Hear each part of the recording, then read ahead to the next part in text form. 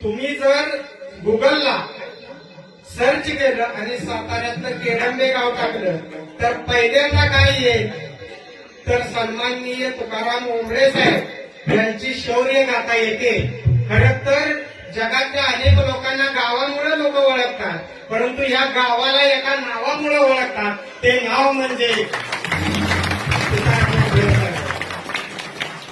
आणि त्यात एका अशा विभूतीसाठी ज्यांनी देशासाठी आपलं बलिदान दिलं, देशावर एवढं मोठं संकट आलं होतं, त्यांच्यासाठी एवढंच म्हणेन, मी माझा आम्ही आमचे यात कुणीही रमतं. मी माझा आम्ही आमचे यात कुणीही रमतं, पण देश माझा आणि मी देशाचा म्हणायला वाघाचंच काळीज लागतं, वाघाचंच काळीज लागतं.